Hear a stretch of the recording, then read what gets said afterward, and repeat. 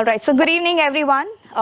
I've been known for my cycling stories, but today I'm going to narrate a story which has transformed my entire life. And especially when we speak of travel, that is one of the strongest tools in learning life virtues is what I believe. My childhood dream when I was 8 years old was to climb Mount Everest. And as I was 18, I started to work on implementing and making this dream a reality. So the most challenging part of Mount Everest is the finance that you need to climb. It costs you 30 lakh Indian rupees to climb each time. Coming from a middle class family, even to dream of it or even to think of it was very challenging. That's when the first sacrifice came from my grandmother. She sold off all her gold jewelries to send me to the mountain, and so did my mom. They decided instead of using this gold for my wedding, they would probably want to use it for my passion. But we were not that rich that it was 30 lakhs. It was roughly close to 10 lakh rupees, and then there were more than 10,000 strange individuals who crowdfunded my entire trip. At times I've even got a note saying it was a 51 rupee contribution kept in an envelope by a lady from a rural village saying that this is my monthly earning, I want you to achieve your dream, and I did not even know how to thank her.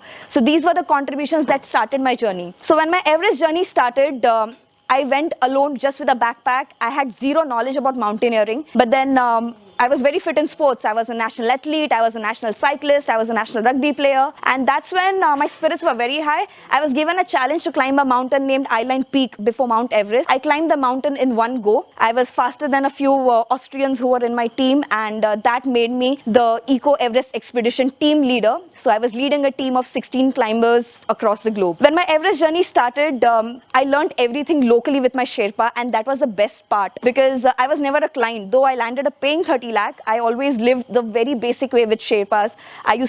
My Sherpa couldn't speak Hindi or English, so I had to learn Nepalese language to communicate with him. That was the best part. Then I started eating the food that they used to eat. They used to eat just boiled potatoes in their diet, and that's how I started surviving. We had our tent, which was our stay for the next 2 months. We had limited number of resources. We had to use them wisely. We used to dig the ground because the ground was cold.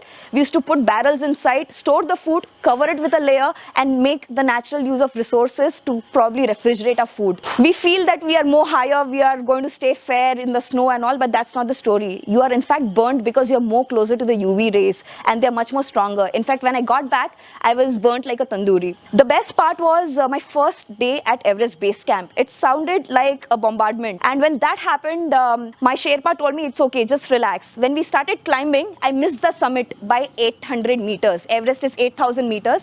So you know what that means? Hashtag fuck up happened for the first time in my life because I missed summit by 800 meters just by 4 hours. And I lost my 30 lakh rupees, which was filled with so many sacrifices and love. But that I did not give up. The next time I got sponsors, I climbed from the Chinese side, I tried to climb the mountain again, and I missed summiting it again. So basically, the fuck up happened for the second time. This did not break my spirit. Everest taught me how to deal with failures. I should accept things the way they are, and that comes to my surgery part. After my Everest, I was playing rugby, I got tackled, I landed on my right knee, my ligament tore off. I knew as an athlete, my career will not be the same. There was no point crying because crying is not going to heal my ligament. I cut a cake with my surgeons to celebrate my injury. Even after 2 years, I had not recovered well. Surgeon told me, Bhagya, you're not fit to run. And rather than thinking what I'm not fit to do, I decided to see out of the box of what I can do. And that's where I decided to cycle after my surgery with this broken leg to conquer the entire India. And I cycled for 6 months, covering 19 states, 5 union territories, 20,000 kilometers, traveling entire India, learning about all different cultures. One thing what my parents always told me is, Bhagya, travel only on one rule. At night, we should get one phone call from you saying that you're safe. And this way, my adventure tourism started a lot. The best teacher you have in life is your travel. So keep traveling, keep meeting new people, and I'm sure you're going to have the best of your life. Thank you.